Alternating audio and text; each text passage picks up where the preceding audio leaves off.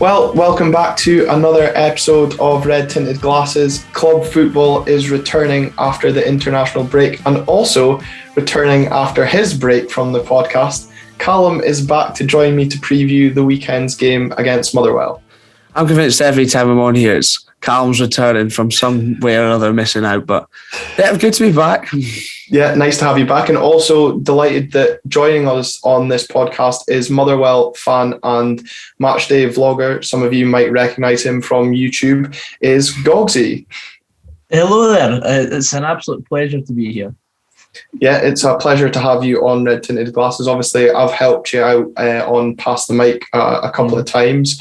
But what's it been like for you, Goggsy, being back in stadiums and filming again with fans? You've obviously had some mixed results and mixed video responses so far this season. It certainly helped. I was getting 4K a video for the first couple. I was absolutely smashing it, but ever since we started beating the likes of Livingston and Dundee, the views have gone down a bit, but I don't care. As long as Motherwell get the result, I'd happily have Motherwell winning every game and have nobody watching my content over us losing every game and me getting 100,000 views a video. I'm absolutely delighted that we're back in grounds.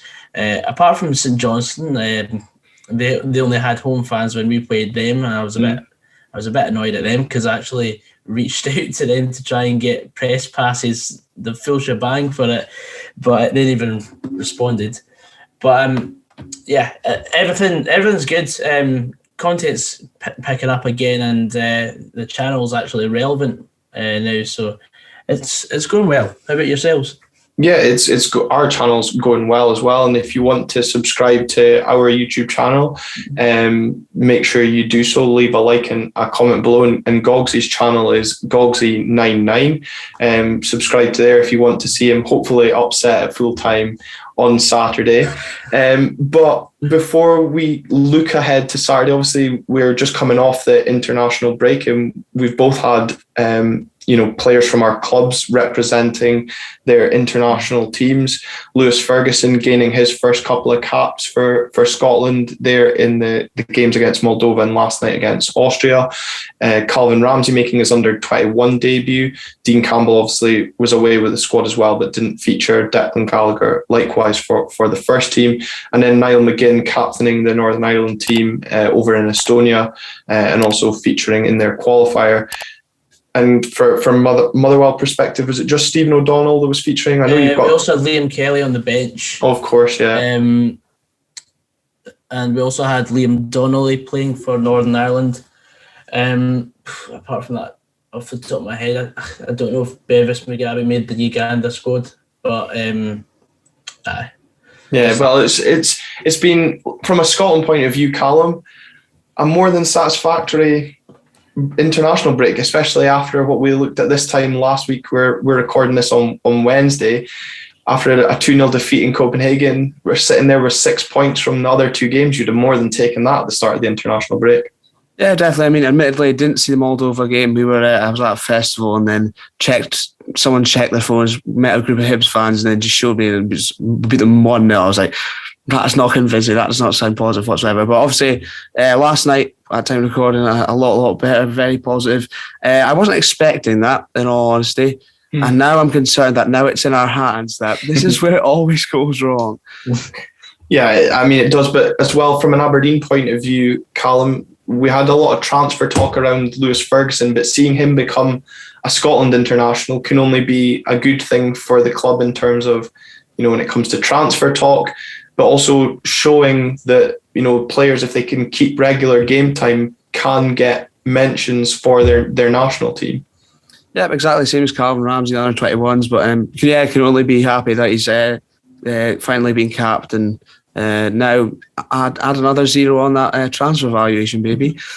Definitely. And I suppose, the same could be said, Goggsy, from a Motherwell point of view with Liam Kelly, being back involved in the Scotland setup. But for you, what was that game like at Hampden against Moldova? Obviously, you did one of your vlogs for that game. Mm-hmm. I think the fans at full time weren't overly convinced by the fact that it was only 1-0. Yeah, I was like, I thought we dominated the game start to finish, apart from the last 5-10 minutes. And it was 1-0 going on 5 or 6, but Moldova still had a couple of chances and had a few of their shots that had just gone wide of the post, gone a couple inches to the left or to the right. It could have been a different story. I think what the most Scotland thing is that we laboured to a 1-0 win against Moldova, and then we went over to Austria and absolutely dominated them. Well, not dominated possession-wise, but we had the better chances. We had more shots on target. We had everything in the game. And Austria were just awful. Like Marko Arnautovic even came out today and said that they didn't expect Scotland to sit in as defensive as we did. And that's on them, because we are the most defensive side I know. It's a Steve Clark motto: is set your team up to be defensively sound and hit teams on the break. And, were you surprised at how well Stephen O'Donnell performed, certainly defensively, given how long he's been out for? Yeah, I was, because it was his first proper match since the 8th of August, but also because he's a big game player. Yeah. But he was one of the best players on the pitch at Wembley. He was also one of the best players on the pitch last night. Like, he ran himself to the ground, and it was just unfortunate that his shot had been saved by the keeper. It would have capped off a wonderful night if he had scored, and it would have shut me up, especially because I seem to be one of his biggest critics. But that's because I only want the best from him, and he hasn't exactly had the chance to show the best in a Motherwell shirt. So whenever he pulls on the Scotland shirt, I can vouch for the fact that he probably plays better in a Scotland shirt than a Motherwell shirt. Well, hopefully, if he's back in a Motherwell shirt at the weekend, obviously did limp off last night, that he is back to not playing so great. But I think, his final third, hopefully if he is playing, he keeps up his performance in the final third, because his crossing left a lot to be desired. I think with his chance in that second half, I just think he did run totally out of legs. Oh, yeah, he'd run out of steam as soon as he hit the shot. Definitely. Nah. But obviously, for us as Scotland fans, we're being buoyed by that result, and it's back to club duty though at the weekend. And Calum, from an Aberdeen point of view, will be looking to be buoyed again by a positive result and hopefully maintaining our unbeaten start to the league. But I think looking for a positive reaction to the disappointing draw against Ross County, would that be fair to say? Definitely. It's very important to bounce back to the win. Obviously, had a few terrible results, really, on the way into the international break. And it's weird being unbeaten in the league and doing fairly well in Europe, but still being unhappy. But I suppose that's probably quite a good sign. But yeah, very important. We need to bounce back. At times that Ross County looked very laboured and missed a lot of chances. We need to get back to being clinical. But I'm now just sceptical again. It feels like last season all over again. I'm not happy about it. And Goggsy, I suppose the same goes for Motherwell, also unbeaten in the league after the opening day defeat to Hibernian, which was... Yeah, but let me just stress to you, we are very much in a false position. Like, I don't know how we are sitting where we are. Right? I mean, we're both above Celtic. I think I'll happily take that at the end of the season. But I'll tell you one thing. The only good game I've seen us have this season, including the League Cup section matches, was the Hibs game in which we got beat. We were awful in the 3 games following that. Sorry, the 4 games following that. And, well, we still picked up the results, but it wasn't pleasing on the eye. Like, Livingston, we absolutely dominated, but we were still awful. Like, Livingston were somehow worse. And they are the worst team I've seen this season outside of the League Cup section matches. The Dundee game at home was a carbon copy of the Dundee game away, in which we lost 1-0, but we somehow won that. I mean, that game could easily have been a draw if it wasn't for Liam Kelly. And there was another game, St Johnstone away, in which we drew, which...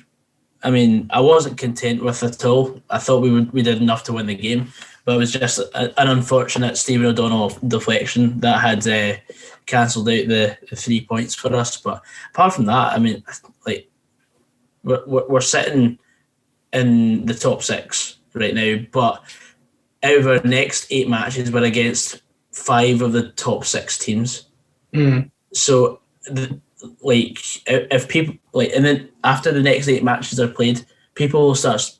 I foresee people saying that we are not doing as well this season. But let's take into account it took us 7 matches last year to win our first league game of the season. So, and Glenn, you'll know from sorry, that's a dog bark in the background. But Glenn, you'll know from last season how confident I was from the start about how Motherwell were going to finish, and then we ended up. Our manager left midway through the season, and we had an awful start, and we were saved by Graham Alexander essentially. So I think it's just a case of the fact that I'm more careful this season and more cautious about my approach to games. That might be why we're all of a sudden doing so well, but it's just a case of getting points on the board at the end of the day. I think if we manage to get, say, 10 to 15 points at the next 8 games, that might actually be all right. Yeah, and I suppose, Calum, it's Motherwell, like as Goggsy says, they're maybe also similar to us, a team in transition. And in the last episode with Lewis, before the international break, we spoke about how an important run this set of fixtures is going to be, leading up to the Celtic at home game before the next international break, because those who like to look ahead in our fixtures will know that we have a very tough October coming up, facing both the Edinburgh sides as well as both sides of the Old Firm in the month of October. But should we be able to take heart in the fact that Motherwell have only kept 1 league clean sheet this season, Calum, because we have looked very good going forward. And as we saw against Ross County, we didn't give up, even though it didn't look like we were going to ever score against them. I think we can take some sort of confidence in that, but then on the other side of things, we're not great defensively either. So I think it will be a high-scoring game, and it might be a case of sort of we score 5, you can score 4, basically kind of thing. But I think we can take confidence in that. I think that is the type of thing Glass will look to exploit, and you like to think that they've been looking at Motherwell, looking at ways they can do that, as we've seen them go approach games very differently each week. So we've got reason to be confident, but I'm thinking with this Aberdeen, I'm beginning to think we don't know what team's going to turn up. We could get smashed 3-0, we could win 5-0. Who knows what's going to happen? Yeah, because we haven't been totally convincing away from home yet this season, in my opinion. Obviously we have picked up wins at Livingston and away in Iceland, but other than that, it's been a bit sticky at times, and maybe that's something that we need to look at going forward. But I think, as Goggsy says, they've not obviously played particularly well, but are finding themselves possibly in a false position, to quote him. Could that be something that Aberdeen could, use? Because in the game, I watched the highlights of the game against Dundee, they were very unlucky not to score. Paul McGowan hitting the crossbar. We've got that quality from certain aspects of the pitch. We saw Austin Samuels, the pace that he can bring. If we could maybe get an early goal against Motherwell, is that something that could work in our favour? I think so. We've got to go in with confidence, and as Glass says, they're going to go in and win every game and play this attacking football that they've promised. So I think there is areas to exploit there. And also, I suppose, you mentioned Austin Samuels. Him and Longstaff both coming in to the Ross County game after not being around the place for very long. So, of course, they've got more time to settle in. Marley Watkins too, and all the rest of the new players too. So, hopefully, after the international break, things will be a bit more settled. There'll be a bit more cohesion in terms of the team. And we have reason to be confident, I think. Yeah, and I suppose as well, we've only had a few players away on international duty. And, it was something that Stephen Glass said, that we haven't had a lot of time on the training ground to work with certain aspects of the play. So, Motherwell might be the unlucky opponents on Saturday that we finally had some time to work on things. But Goggsy, Calum did say, we've not been defensively sound. A clean sheet under Stephen Glass is about as rare as an appearance of Calum on this podcast in recent months. But is that something that Motherwell will be looking to take advantage of? Tony Watt in particular on fire just now. Tony Watt has been in good form at the moment. I think we're finally getting to see the best of him. But I'll be honest, like depending on how we play, like we sort of play the long ball forward to Tony Watt. He wins a flick on, and then it's either of our two wingers who just don't know their arse from their head at the moment. Like I honestly like Kane Woolery and Justin Amaluzor. I just like I don't think they've proper clicked yet. Like they have showed glimpses of quality, but that is in amongst the very common bad touch. For example, the ball will come to Kane Woolery, he'll try and approach it with the wrong foot and it'll go out for a throw in. It's endless. Like we're in a much better position than we were this time last season. I'm feeling worse than I was this time last season. I don't know how that's even possible. And what have you made of the impact of Kevin Van Veen, who came in from Scunthorpe? Kevin Van Veen has been like he missed out a couple of games because he picked up a knock, but he was sensational against Hibs, and like he came on against Dundee at home, and like he got the crowd up. Like he's that sort of player that you just know when he eventually leaves, there's going to be a hole left in your heart because like he's going to grow on you so much, and it's just his first touch is immaculate. He can bully the defence. If he's properly fit, I hope to see us play two up top with Tony and Van Veen, and he's in for a torrid time in defence. I'll just say that now. That's the only positive thing I've got to say. Is Jake Carroll? Did you appeal his red card? I wouldn't have. I thought it was a red card. A lot of people were complaining it should have been a yellow almost, but I mean he lunges in. From what I only saw it once because I didn't need to see it in the replay because I believe that was a red card. I like to be fair in my analysis, and I mean he gave the referee a decision to make. It was a needless tackle because the ball was going nowhere, and he invited more unneeded pressure onto us for the last 10-15 minutes of that game, and like it was silly, but at least we've got a ready-made replacement in Nathan McGinley, so hopefully he's back and ready to play.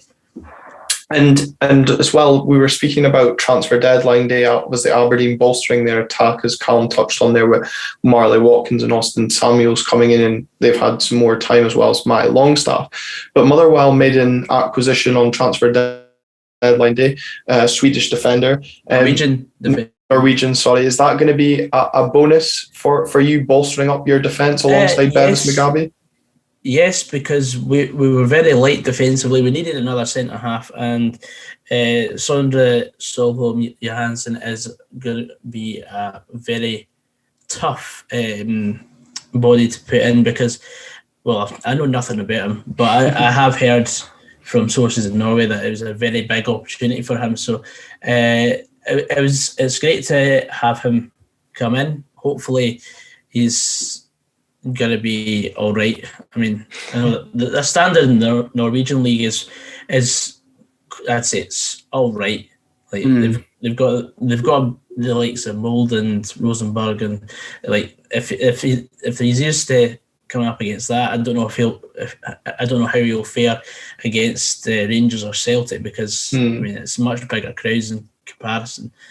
But also we got in Jordan Roberts on deadline day as well on loan. He was really good in his loan spell last season, so hopefully he will be fighting fit.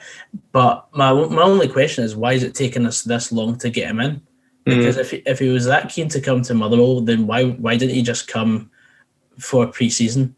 Like that was my one worry, unless he was a sort of secondary option in case we were looking at someone else. Yeah, and I suppose, Callum, then from an Aberdeen point of view, if Motherwell have got a new defensive partnership. We've seen firsthand this season that it can take a bit of time for a new centre-half pairing to get on the same wavelength. I still don't think they are on the same wavelength, but for someone like Christian Ramirez, who's already proved a handful for some more experienced defenders in the league, is that something that we might be looking at and trying to exploit? Oh, so I suppose the new centre half's a bit of an unknown for Motherwell.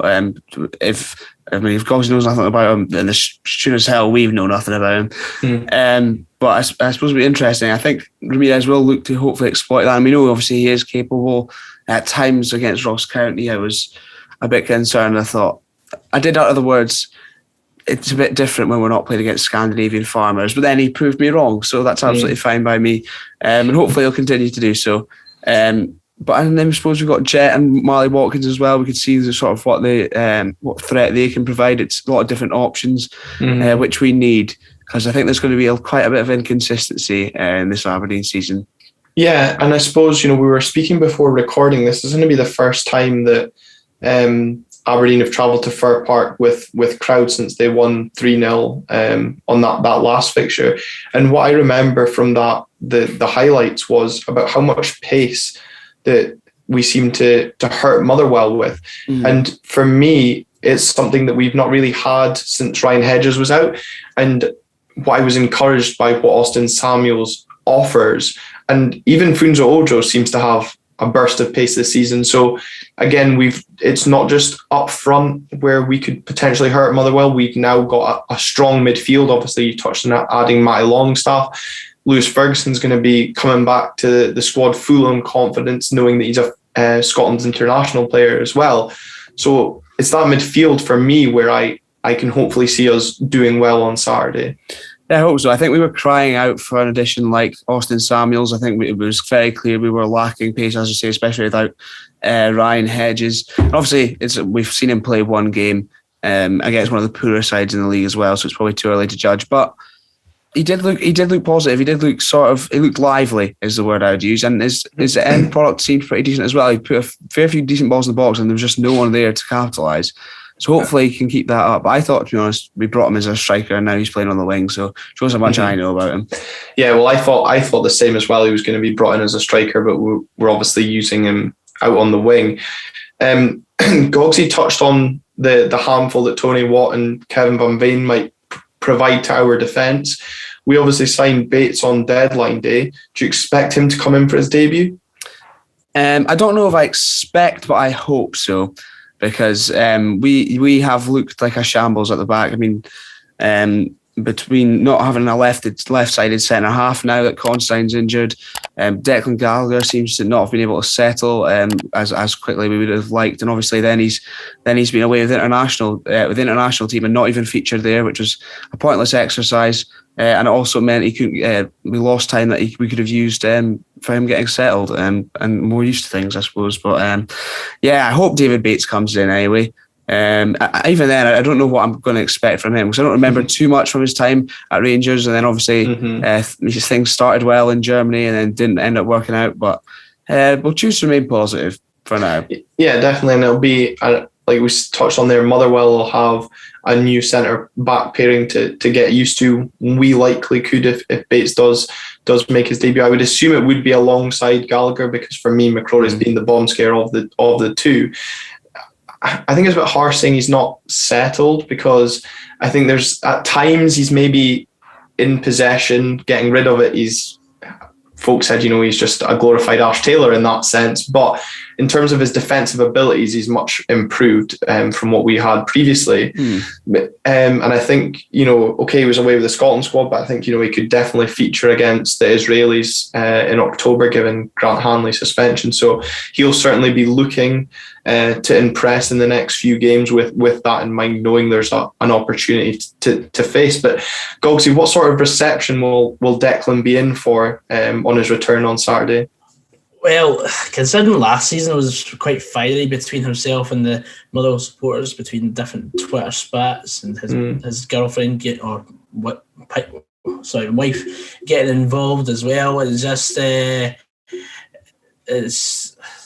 think the Well boys will give him a bad time.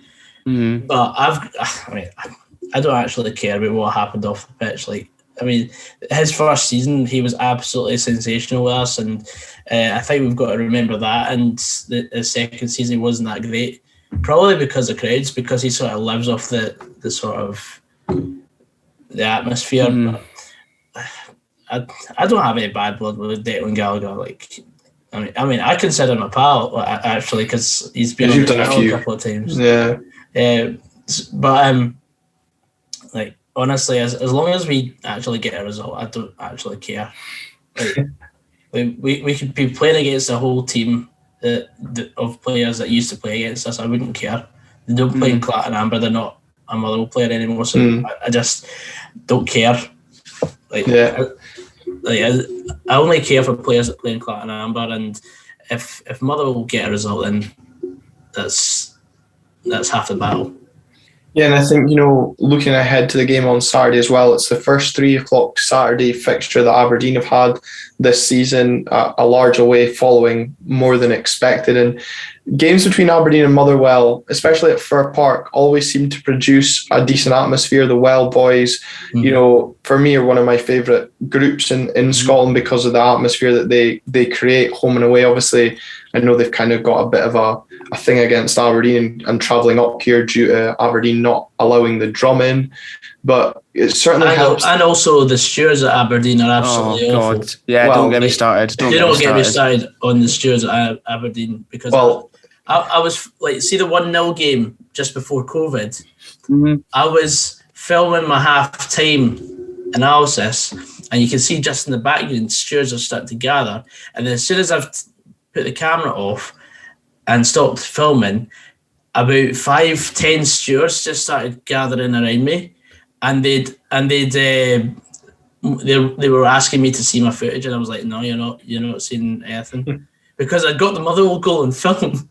And they were like pure being Nazis about it, and I was just like, nah, I'm no letting you have. And then they were like, well, if you're filming anything again, then we're gonna eject you from the ground. I was like I've had that with a couple of grounds, but everyone else is good. Like, I spoke to Grant Russell at Motherwell about it, and he said, well, at Fir Park, we don't mind you doing that because it's free publicity for the club.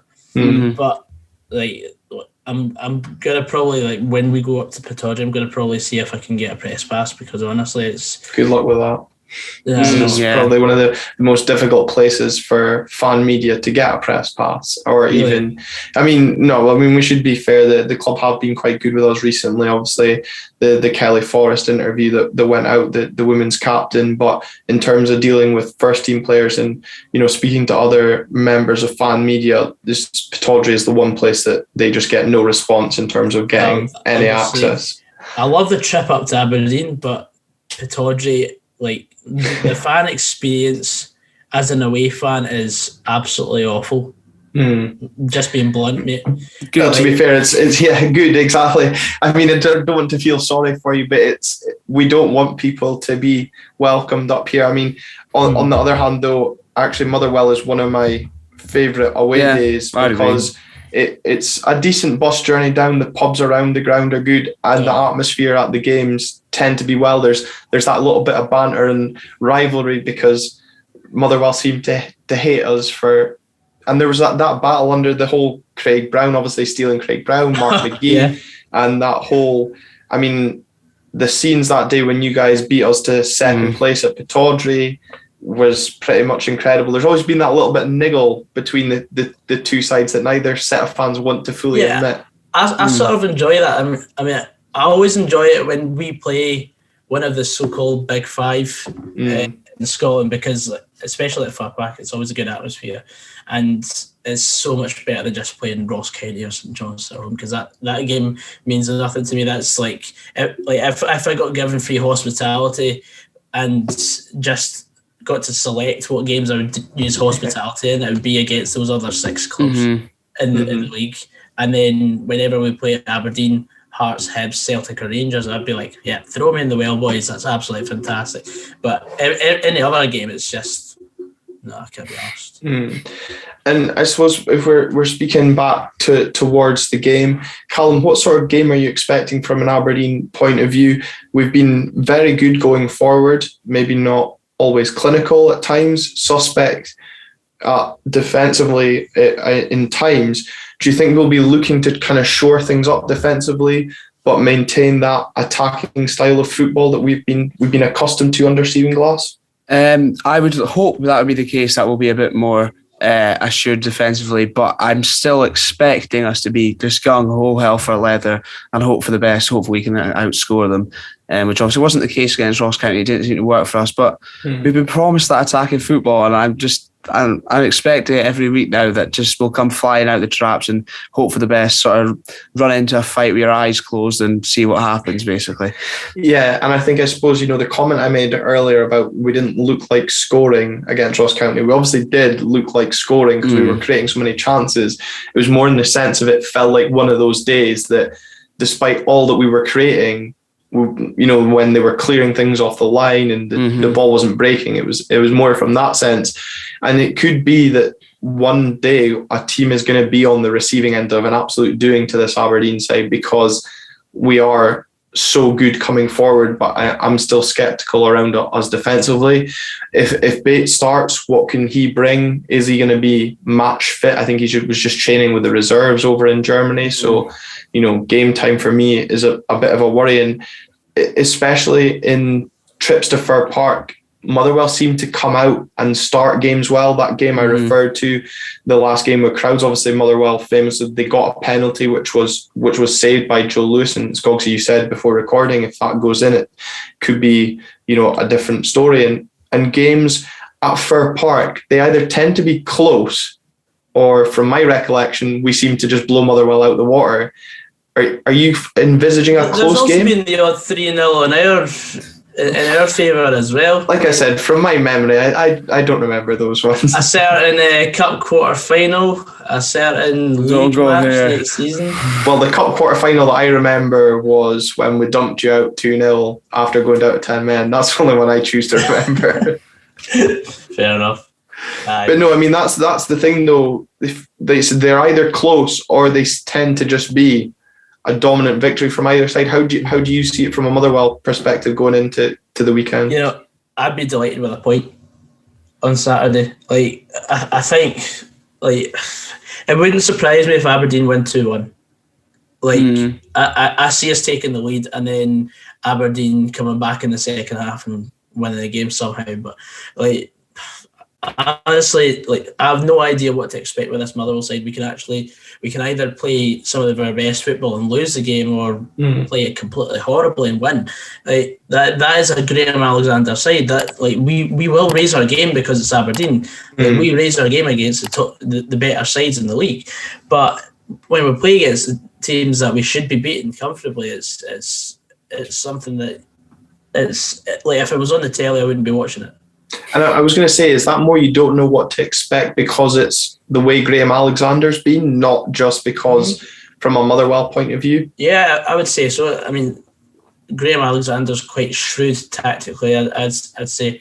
I hope that we play a front two of Van Veen and Watt. If we do, then I see us doing all right. But I'll call a 1-8 draw right now. But I think it's going to be quite an open game. Yeah, no, I think I would agree with that. I think it will be a very open game. I think probably a banker that we'll concede, Calum. But I think the more open the game is would actually probably suit an Aberdeen side more. Because we've got a bit more pace about us in the top end of the pitch. Although, Goggsy saying it maybe suits Motherwell more from a defensive frailty point of view. We know what it's like when teams start to attack us. But no, I do suspect it will be a very open and entertaining game for those that are at Fir Park at the weekend. Do you share Goggsy's view that it might end a draw, or do you see Aberdeen edging this, Calum? Thinking with my head, it could easily end up in a draw. It could be a high scoring draw. Who knows what's going to happen? But I think they probably are more evenly matched than my early season confidence, we'd like to admit. But I'm just concerned about our defence. I think I'm concerned about our defence because the base of our centre halves are like Ricky Lamy and Yohane Oyala is just like somehow Oyala got in the team of the week last round, and he got an 8.5 or something like that against Dundee. Every time he got the ball, he shelled it into row Z. How does that merit an 8.5 rating? If in doubt. I don't know. But it's like if we are defensively compact, then I see us being okay. But it's just like if we are playing with a high line, we'll get bypassed quite easily. Yeah, and I suppose for me, you touched on there, Goggsy, about Graham Alexander being quite tactically shrewd. We've seen it a lot this season, how tactically aware Stephen Glass is. We only think Ross County was the first game that I can remember in the league that we've not really, or certainly any game this season that we've not made a change at half time. So he's not afraid to change things when it's going wrong, and he's not afraid to make the changes early. So if things aren't going in our favour, I'm more confident that Stephen Glass will react to that and give us enough time to find a response. You've both kind of gone with your predictions. I still feel, I think our firepower should hopefully be enough, even though maybe the Motherwell strikers seem to be hitting good form just now. But Goggsy, are you getting the vlog out for the game? Are you filming this weekend? Oh, I will be. Yeah, it'll be an early start for myself, and then heading through to the game. I can't say I'm looking forward to it yet. Wait till Saturday where I actually wake up, because I never actually look forward to matches until the day of the game, because I'm just like I'm not going to make a commitment on my score prediction yet until I actually wake up and see what side of the bed I wake up on. Even though we've already got you calling out a 1-1 draw. Yeah, that's my neutral perspective. When I wake up on a Saturday, it's my Motherwell glasses I'm wearing, so it might be a bit different on Saturday. Yeah. So those of you that are watching this on YouTube, make sure you head over to Goggsy's channel after the weekend, obviously, if things go well, to see how he takes the result. And I'm sure those of you that are at Fir Park at the weekend will maybe give him a wee chant to make sure that that's included in said video. I'll leave the chant up to you to decide what goes in and what doesn't go in. Oh, did he do that? It could be anything. But I suppose before we wrap things up, Calum, we should also give a mention to the women. We obviously did that interview with Kelly previously. A tough start to their league season against a fully professional Celtic side, but doing well and going down 4-2, a very respectable display. And also the young team, the Aberdeen B side, beating Arbroath in the cup there on penalties. And Nikki Lowe, the interview that's just been recently released, if you guys haven't checked that out, make sure you go back after this episode and listen to that chat with Nikki. A really good chat on the League Cup there, and the memories, as we touched on there, that the Motherwell game is included. But good to see the young team progressing, Calum, but some positive signs from the women as well. Definitely, and Kelly said that in her interview with us, that they expect those kind of defeats at times this season. They expect that kind of thing to happen, give it's their first season back in the SBPL 1. And of course, a good result for the young lads against a more experienced Arbroath side. Not such a good result for poor Nikki, unfortunately. But as you say, feel free to check that out after this interview. Yeah, no, definitely, and good luck to them in the next round. I would say good luck to you on Saturday, Goggsy, but obviously I wouldn't fully mean it. Yeah, I feel it's mutual, mate. Yeah. Don't enjoy yourself too much.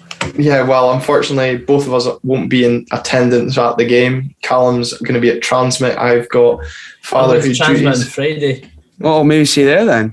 Aye, because I was booking it with the missus, and she's like, "Oh, what days do you want to go?" I said, "Any day but Saturday. Motherwell will have a game." Yeah, fair. I'm the opposite. I'm just like, yeah, we'll just go down and transmit anyway. I was thinking about actually going to the game and then to transmit later on, basically just to see Liam Gallagher on the Saturday, but I think it's just the logistics would be a bit of a nightmare. Yeah. Is there a pay-per-view option for Motherwell? I believe there will be. Yeah. It'll be the same. It'll be the same sort of thing as last year. Yeah. Mm-hmm. No, that's good for those that aren't in attendance. Like you say, unfortunately, I won't be able to make it this weekend due to other circumstances, but still be able to watch the game, and we'll be back with the review of the game next week. So Goggsy, I hope the vlog goes relatively well, and we'll certainly be tuning in if the game goes in our favour. Mm-hmm. Where can folk find your channel? As we mentioned it earlier, but also any other social medias you would like to promote? On YouTube, it's GOGGSY99, on Instagram at GOGGSY99, and on Twitter at GOGGSY99, like Brooklyn 99, but GOGGSY99. Yeah, I think we got that, but that's good for clarification. I appreciate it, though. And always a Brooklyn 99 reference always goes down well. And Calum, Goggsy, they're on over 9,000 subscribers. We've just got a small way to go to catch up on that. You'll get there in the end. Aberdeen's a much bigger club, got a bigger pool, so I'm glad you can admit that. Thanks. But of course. And if you are watching on YouTube, remember to hit that subscribe button. I'll leave all of Goggsy's links down in the description as well. If you're listening in Spotify, wherever else, sure to follow us there, and on Twitter at RTG_podcast as well.